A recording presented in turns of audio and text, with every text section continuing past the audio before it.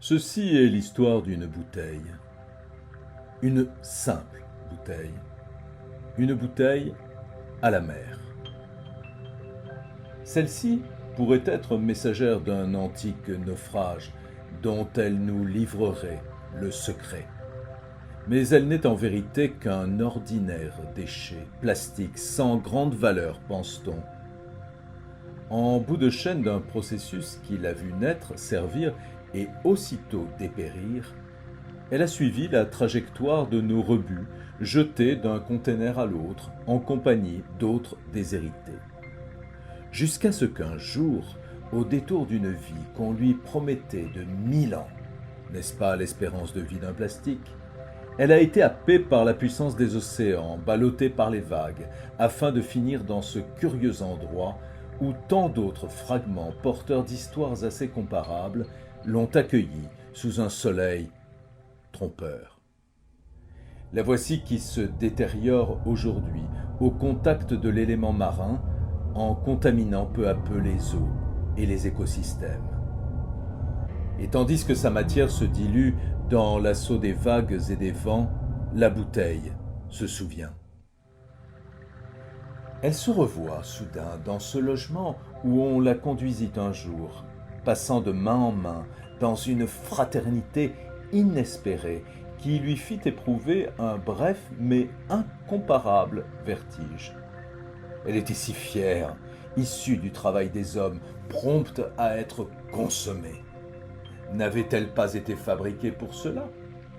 Oui, la bouteille se souvient de sa naissance dans une entreprise, comme si elle pouvait s'enorgueillir du développement technique qui l'autorisa afin d'assurer le confort et le bien-être de ses futurs usagers, participant à la grande aventure économique de notre époque. Bien sûr, à cet égard, et bien qu'elle n'en fût pas experte, elle entendit certains parler de crise, de réchauffement climatique, de menaces pour l'environnement, de mise en danger de la vie ou encore de la santé. Mais que tout ceci paraissait donc éloigné, si abstrait face à la grande et belle machine de notre temps dont elle était l'une des héritières. N'était-elle pas le reflet de notre maîtrise de l'énergie, tout particulièrement fossile ? Ne donnait-elle pas du sens aux fruits de l'agriculture qu'elle avait eu le privilège de contenir à des fins alimentaires ? Aussi modeste était-elle, aussi éphémère avait été programmé son emploi, la bouteille se rappelle à cette société de consommation à laquelle elle avait un temps appartenu, déterminant sa position dans l'ordre des choses dont elle imaginait la gouvernance si bien pensée. Enfin, autant qu'une bouteille peut le supposer. Une copine lui avait même raconté l'histoire de ce jeune homme ayant des difficultés motrices qui avait réussi à surmonter son handicap en modélisant puis réalisant avec ses camarades une pince qu'ils avaient imprimée en 3 dimensions afin de lui permettre de décapsuler des bouteilles comme elle. Magique. Bouteille. En voilà bien un nom. La voici qui se demande comment on dit ce mot dans les langues du monde. Le mot y est-il féminin ou masculin ? Neutre peut-être ? Certaines langues, songe-t-elle à cet instant pour la première fois, ne doivent pas connaître ce mot ou ne l'ont pas connu jadis. Cela la trouble un peu. Comment ont-elles comblé ce manque ?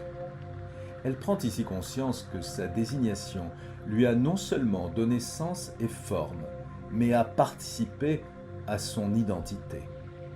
Aurait-elle ainsi sa place dans un lexique de notre temps ? Bien entendu, pense-t-elle en gonflant le torse. N'est-elle pas, dans toute son universalité, un magnifique repère contemporain, incarnant la marche en avant, le progrès ? Tiens, c'est bizarre, car tandis qu'on parle de progrès, elle croit avoir aperçu un drone survoler l'espace où elle se trouve. Un drone ? Dans ce coin abandonné ? Une illusion sans doute. La bouteille se dit qu'elle a dû être victime d'hallucinations et reprend de plus belle le cours de ses réflexions en boucle. Si elle pouvait en écrire les carnets, elle raconterait inlassablement les mondes étrangers qu'elle a traversés sur terre et sur mer, par-delà fleuves, montagnes, forêts et cités. Plus d'un en serait étonné, car la bouteille a franchi bien des frontières, bien des pays, constatant de flagrants niveaux d'inégalité, de richesse, de pauvreté, mais aussi la mondialisation des échanges et des cultures, à laquelle les déchets ne sont en aucun cas indifférents. Qui sait, peut-être pourrait-elle même aider à analyser nos visions du monde, les bouteilles plastiques ayant trouvé tellement d'emplois ingénieux, suscitant ou reflétant l'inépuisable talent de leurs usagers. Il y a déjà bien longtemps, lorsque son modèle s'est vu dessiné sur le bureau de l'ingénieur, dans la beauté de ses formes, le galbe de ses courbes élancées, la bouteille aurait presque juré pouvoir conquérir le monde. L'avenir lui appartenait. Aucun risque ne lui venait à l'esprit, et toute forme de catastrophe semblait si éloignée, si improbable. Or, voici qu'elle se sait aujourd'hui ô combien fragile, condamnée à se désagréger dans un milieu aquatique peu propice à s'en féliciter. Alors, la bouteille se prend à douter. Aurait-elle vécu différemment si elle l'avait su plus tôt? La voici qui songe à cette planète fragile, comme si elle pressentait le danger croissant qui pèse sur tous les objets comme elle, ainsi que toutes les espèces, y compris l'humanité. Elle ressent en elle, dans chacune de ces molécules qui se défont, qu'elle est l'aboutissement d'une histoire, d'une évolution et de son inéluctable remise en cause. Elle, qui n'est qu'une bouteille à la mer, se demande alors, dans ce qui pourrait bien être son dernier sursaut, ce qui lui reste à accomplir, à réussir. N'a-t-elle pas rempli son contrat sans espoir de le renouveler?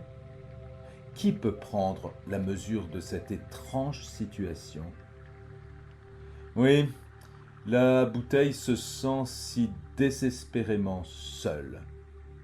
Elle voudrait communiquer au monde ce qu'elle ressent, en appeler à la conscience d'un nous, éveillé aux problèmes les plus contemporains et à l'urgence de leur résolution. Pourtant, rien de moins complexe pour une bouteille qui se meurt sur un continent qui n'existe pas, pas encore. Assurément, les générations à venir n'entendront jamais parler d'elle. Elle donnerait tellement pour pouvoir changer cela, pour aider à comprendre qu'il faut peut-être apprendre à renoncer à certaines choses, repenser nos modes d'éducation aux objets, aux êtres, au monde. Toutefois, en regardant autour d'elle, elle croit deviner que tout ceci n'est qu'une utopie.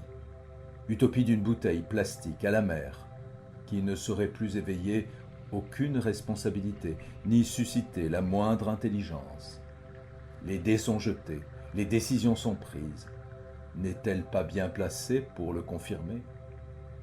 Alors, la bouteille se dit que si c'était à refaire, puis s'arrête, car elle sait qu'on ne peut revenir en arrière.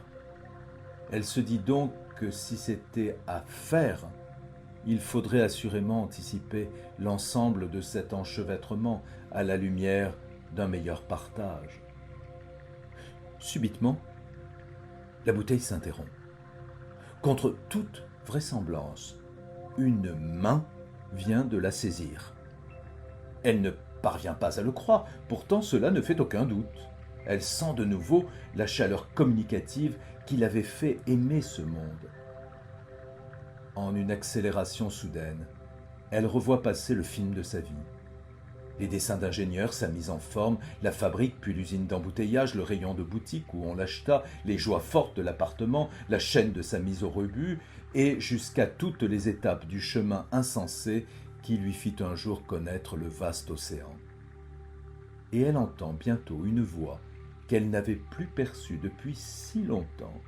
« Regarde, d'où elle vient celle-là? Incroyable! Un bon exemple, prends-la. »